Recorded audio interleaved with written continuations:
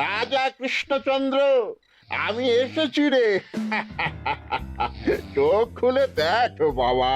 কে কে কে আপনি? আমি স্বামী খটখটানন্দ। আমি জানতে পেরেছি তোর মনে সুখ নেই, তাই তো সেই সুদূর হিমালয় থেকে ছুটে এলাম।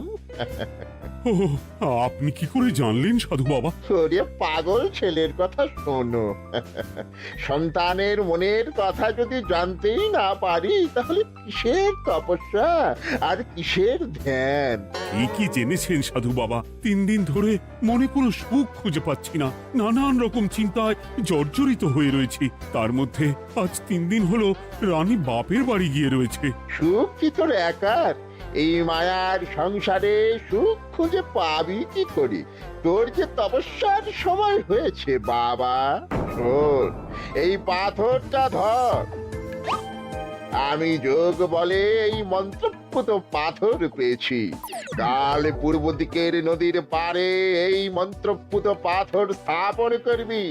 আমি চাই তুই নিজে এই পাথরের আরাধনা করিস। তাই ওইখানে এক কুটির বানিয়ে তুই একা থাকবি। একা? আর রানী? সংসারে দুঃখ ছাড়ার কিছুই নেই। তোর আসলে সুখ লুকিয়ে আছে ওই মন্ত্রপুত পাথরে। এই পাথর তোর মনে সুখ ফিরিয়ে আনবে আর এই গোটা রাজ্যে শান্তি বজায় রাখবে। ঠিক আছে বাবা।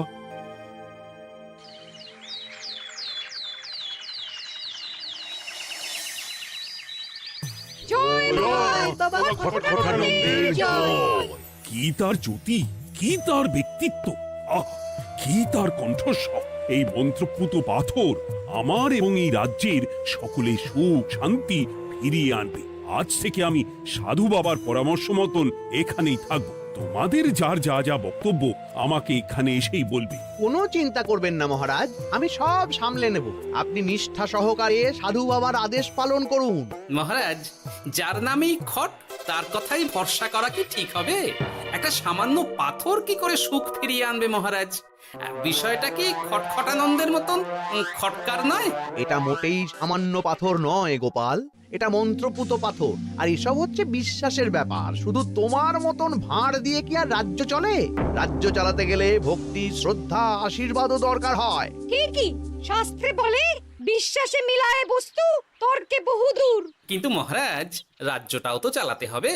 আপনি এখানে থাকলে এই রাজ্যের কি হবে মহারাজ? একবার ভেবে দেখুন, সাধু বাবা আসল না হয়ে নকলও তো হতে পারে। দেখো গোপাল, তোমার যদি মনে বিশ্বাস না থাকে তাহলে আমি বলবো তুমি আর এখানে এসো না। তবে সাধু বাবার নামে কোনো বাজে মন্তব্য আমি শুনবো না। আমি চাই না আমার এই অবিশ্বাসের কারণে আমার রাজ্যের কোনো ক্ষতি হোক। আর আমি এই রাজ্যের মন্ত্রী, আমি থাকতে তোমাকে রাজ্য নিয়ে বেশি ভাবতে হবে না। তুমি এখন যাও তো গোপাল, যাও। মহারাজকে আর বিরক্ত করো না। পাল না থাকলে এ রাজ্যের কিছুই এসে যাবে না। আমরা থাকতে নাকি ভাঁড় চালাবে রাজ্য? আচ্ছা, ঠিক আছে, দেখা যাক। তাহলে আসি মহারাজ। হ্যাঁ হ্যাঁ, এসো এসো।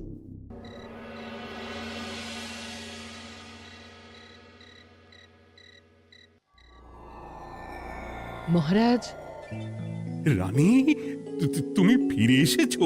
এ আমি কি শুনছি মহারাজ? আপনি নাকি প্রাসাদে ফিরবেন না ঠিক করেছেন? হ্যাঁ রানী, তুমি ঠিকই শুনেছ। আমি আর প্রাসাদে ফিরবো না। আমি এখানে থেকে ওই মন্ত্রপুত পাথরের আরাধনা করব। কে না কে এসে আপনাকে বলল আর আপনি প্রাসাদ ছেড়ে এই কুটিরে থাকবেন? আপনার শরীর খারাপ করবে মহারাজ, আপনি ফিরে চলুন। কে না কে নয় রানী, স্বামী খটখটানন্দ খুব বড় সাধু।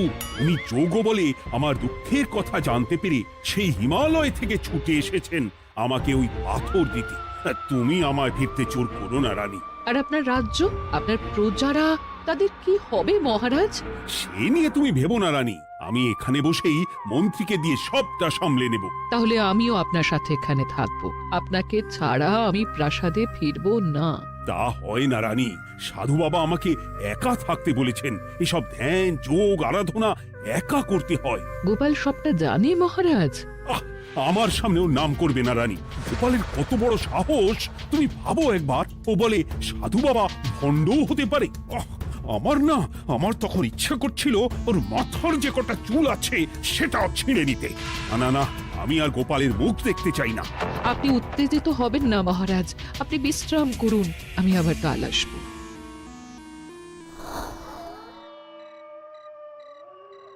রাতের হাটেও সবজির যা দাম বেড়েছে, এরপর শুধু এক বেলা খেয়ে থাকতে হবে।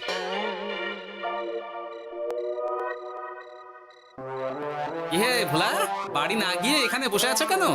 দুঃখের কথা কি আর বলবো তোমায় গোপাল দাদা। বলোই না, শুনে দেখি। সামনে বর্ষা আসছে, বাড়ির ছাদটাও মেরামত না করলেই নয়, কিন্তু আমার কাছে তো এখন এত টাকা নেই। তাই ওই গিন্নির সাথে পরামর্শ করে গেলাম মহারাজের কাছে সাহায্য চাইতে। থামলে কেন, পুরোটা বলো। কি আর বলবো গোপাল দাদা, মহারাজের উত্তর শুনে আমি তো অবাক। সবই তো বুঝলাম ভোলা, কিন্তু আমার যে কিছুই করার নেই। সাধু বাবা বলেছেন আজ থেকেই রাজ্যের সব সুখ দুঃখের দায়িত্ব ওই মন্ত্রপুত পাথরে। তুমি চিন্তা করো না, এক কাজ করো, তোমার সমস্যার কথা গিয়ে ওই মন্ত্রপুত পাথরের কাছে জানাও। আর তোমরাও আজ থেকে তোমাদের যা চাওয়া পাওয়া আছে সব গিয়ে ওই পাথরকে জানাবে। হ্যাঁ, যা করার পাথরই করবেন। একবার যদি ওই সাধুকে হাতের কাছে পাই না, তাহলে ওই পাথর দিয়েই বেটার মাথা ফাটাবো। কিছু বললে গোপাল দাদা? না, কিছু বলিনি। যাও, তুমি বাড়ি যাও, চিন্তা করো না, দেখি কি করা যায়।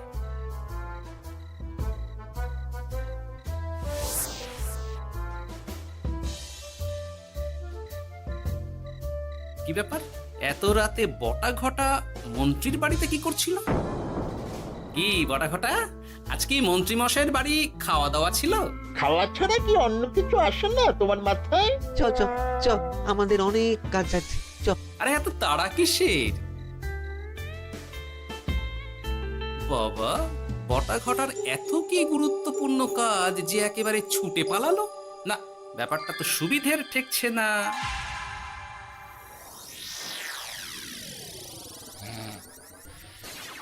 রাজা কৃষ্ণচন্দ্র, ওঠ বাবা, আমি এসেছি। সাধু বাবা, আপনি এসেছেন? কেমন আছিস বাবা? ভালো আছি বাবা, তবে মনে এখনো পুরোপুরি সুখ খুঁজে পাইনি। সুখ কি তোর একার? কি করে সুখ পাবি বাবা? এখনো তো তুই তোর সব আসক্তি থেকে মুক্ত হতে পারিসনি। আর কি কি করতে হবে আমায় বলে দিন বাবা। একটা কাজ বলবো, করতে পারবি? বলুন বাবা, আপনি যা বলবেন আমি তাই করব। এই রাজপাট তুই ছেড়ে দে, এসব থেকে নিজেকে মুক্ত করে তুই তোর সাধনায় মন দে, দেখবি তার ফল তুই পাবি। কিন্তু তাহলে রাজ্যের কি হবে? কে দেখবে সাধু বাবা? কেন, তোর মন্ত্রী? ওর থেকে ভালো লোক তুই আর পাবি না। ওই হচ্ছে তোর আসল শুভাকাঙ্ক্ষী, আমি যোগ বলে জানতে পেরেছি। আচ্ছা, তাই হবে। আর আর ওই গোপালটাকে যদি পারেন একটু সাহায্য করবেন বাবা। ওই তুচ্ছ গোপালকে নিয়ে তুই চিন্তিত হোস না, ওরে বুড়ি মন্ত্রী মশাই ফাটাবে। তুই যা, ঘুমো।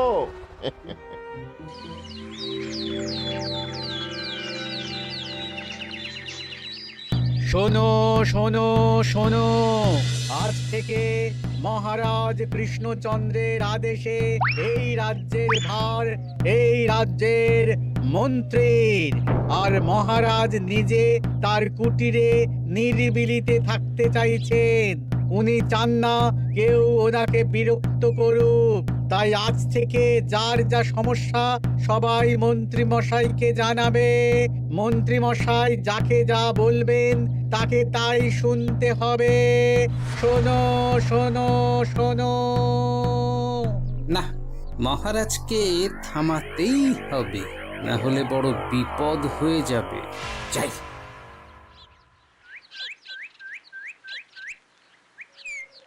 মহারাজ, এই ভুল আপনি করবেন না।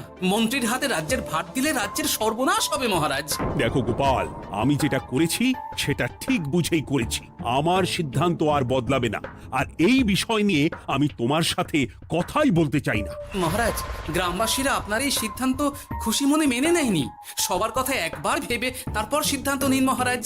একজন বাইরের লোকের কথায় কোনো সিদ্ধান্ত নেবেন না দয়া করে। গোপাল, তুমি যদি সাধু বাবার সিদ্ধান্তে প্রশ্ন তোলার চেষ্টা করো তাহলে আমি বাধ্য হব মন্ত্রীকে বলে এই রাজ্য থেকে তোমায় বিতাড়িত করতে। একজন সেই হিমালয় থেকে আমাদের উপকার করতে এলো আর তুমি তার বিরুদ্ধেই কথা বলছো। ছি ছি গোপাল, ছি। মজা, কি মজা!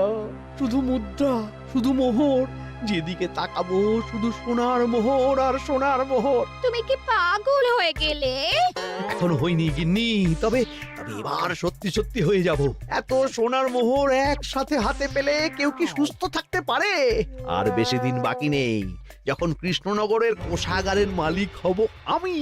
আর মহারাজকে ছেড়ে দেবেন? চিন্তা নেই, মহারাজ কিছুই করতে পারবেন না। তিনি এখন সাধু বাবার আদেশে পাথরের আরাধনায় ব্যস্ত। আর প্রহরীরা, তারা কিছু বলবে না? প্রহরীরা তো এখন আমার গোলাম। মন্ত্রীমশাই, আমরা এসেছি। ওই তো ওরা চলে এসেছে। ওরা কি করবে? ওরাই তো কোষাগার লুট করতে আমায় সাহায্য করবে। রাজ কোষাগার হবে শুধু আমার, আমার, আমার।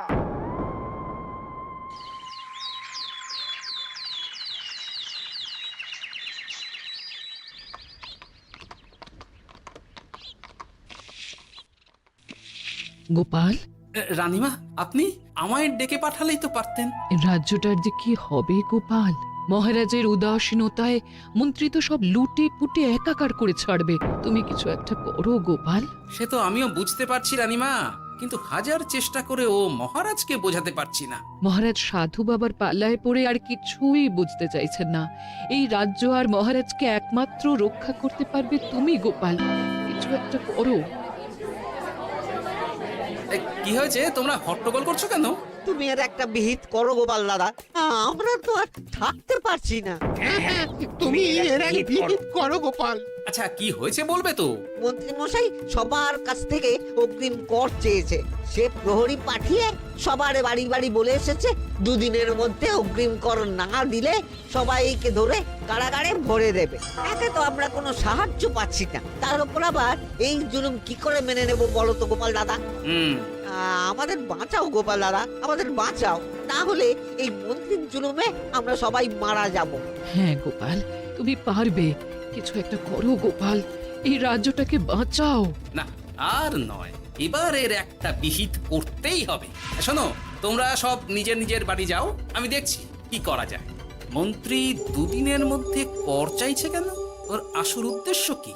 না, বিষয়টার খোঁজ নিতে হচ্ছে। পুটি, এই পুটি। গোপাল দাদু, তুমি? শোন, একটা কাজ আছে বুঝলি, বটা ঘটার উপর নজর রাখতে হবে। পারবি তো? হ্যাঁ হ্যাঁ দাদু, এটা আর কি এমন কাজ? এই তোর হাতে ওটা কি রে? ও এটা পুতুল, বাবা এনে দিয়েছে। পাথরটা খুব চেনা চেনা লাগছে, কোথায় যেন দেখেছি। কোথায়? রে, সাধু বাবার দেওয়া পাথর। আর এটা একই পাথর মনে হচ্ছে। এই তোর বাবা এটা কোথায় পেয়েছে রে? তা তো জানি না, তবে শুনেছি পাশের গ্রামে। বাহ, পাথরগুলো দেখতে তো খুব সুন্দর। এই সব পাথর তোমার? আজ্ঞে হ্যাঁ, আমি এই পাথরের মূর্তি বানাই। এই পাথর কি তুমি বিক্রি করো? না না, শুধু পাথর তো বিক্রি করি না। এটা কি? ও, ওটা আমি আমার সব পাথরের একটা চিহ্ন দিয়ে রাখি। এতে বোঝা যায় যে এই পাথরের মূর্তি আমার তৈরি। বাহ, চমৎকার কাজ করেছো। তোমাকে যে কি বলে ধন্যবাদ দেব তুমি জানো না। কৃষ্ণনগরের কত বড় উপকার তুমি করলে। গোপাল দাদু, ও গোপাল দাদু, গোপাল দাদু, গোপাল দাদু। কি ব্যাপার, এত সকাল সকাল? ভালো খবর এনেছিস মনে হচ্ছে। শুধু ভালো নয় দাদু, একেবারে গরম খবর। দাদু, রহস্য আমরা ফাঁস করে ফেলেছি দাদু। বলিস কি রে? শুনি শুনি। কাল রাতে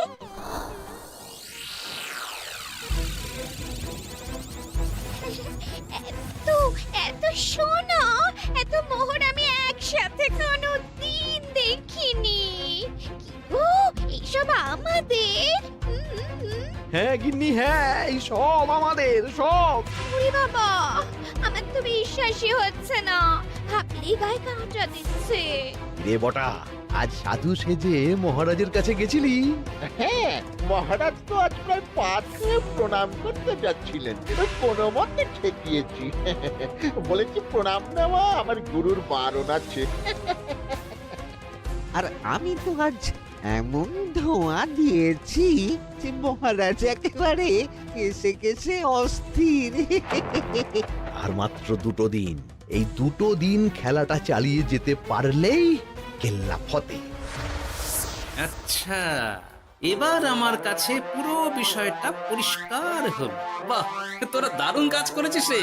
এবার শুধু আজ রাতে প্রমাণটা পেলেই হয়ে যাবে।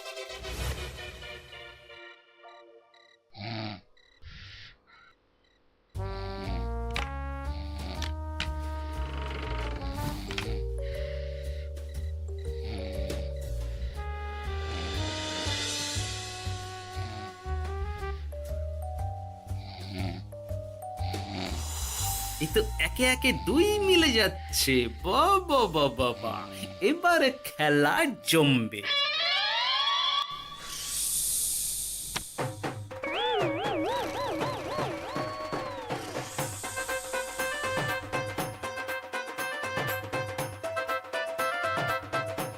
এই ঘটা ঘটা রে, এই ঘরে এত ধোঁয়া এলো কি করে রে?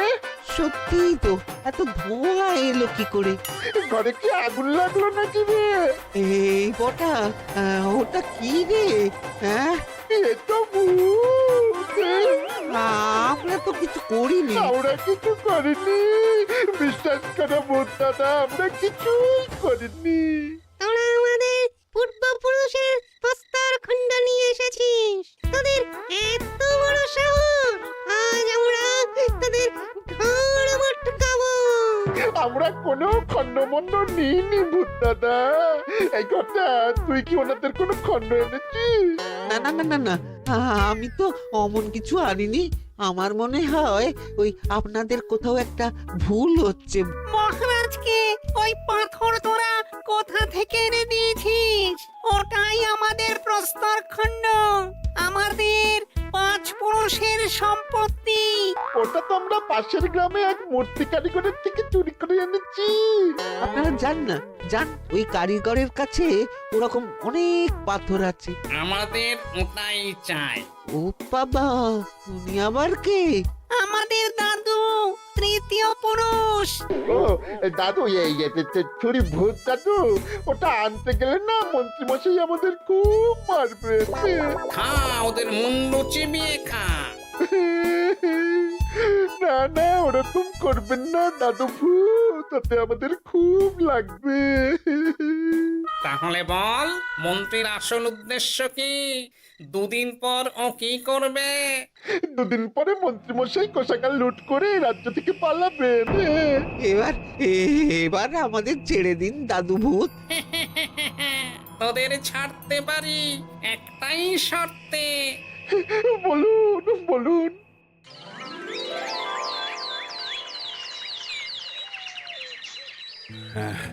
রাজ্যের পরিস্থিতি কি? প্রজারা সবাই ভালো আছে তো? হ্যাঁ মহারাজ, সেসব নিয়ে আপনি একদম চিন্তা করবেন না। বাবা, আপনি এসেছেন?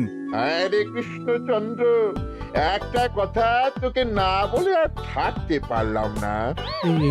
এটা আবার কে রে? বলুন বাবা। এই মন্ত্রীকে এই রাজ্যের দায়িত্ব দিতে বলে আমি বড় ভুল করেছিলাম। আসলে এই মন্ত্রী হচ্ছে চোর, ও তোর কোষাগার ফাঁকা করে পালাবার মতলব করেছে। কি বলছেন বাবা? মন্ত্রী, উনি যা বলছেন সব সত্যি? না না মহারাজ, এই বটা কি হচ্ছে কি? বটা? তো তুমি সাধু বাবাকে বটা বলে ডাকছো কেন? আমি বলি কি বাবা, এই মন্ত্রীকে তুই শুলে দে। বটা, তুই থামবি? আমার খেয়ে আমায় ছুরি মারা? ওর কথা আপনি বিশ্বাস করবেন না মহারাজ, ও সাধু নয়, ও ভণ্ড। মানেটা কি? মন্ত্রী মশাই ঠিকই বলছেন মহারাজ। ও সাধু নয়, ও কৃষ্ণনগরের বটা। এসব আপনার আদরের মন্ত্রীর কাজ মহারাজ। মন্ত্রী আপনার রাজ্য লুট করার মতলব করেছে, তাই বটাকে সাধু সাজিয়ে আপনার মন জয় করে প্রথমে আপনাকে প্রাসাদ থেকে তাড়িয়েছে, তারপর রাজ্যপাট নিজের হাতে নিয়ে কোষাগার হাতিয়েছে। আর এই পাথর কিসের গোপাল? পাথর? পাথর এই কারিগরের মহারাজ। উনি পাশের গ্রামে এই পাথর দিয়ে মূর্তি গড়েন। মন্ত্রী বটাকে দিয়ে এই পাথর চুরি করিয়েছে।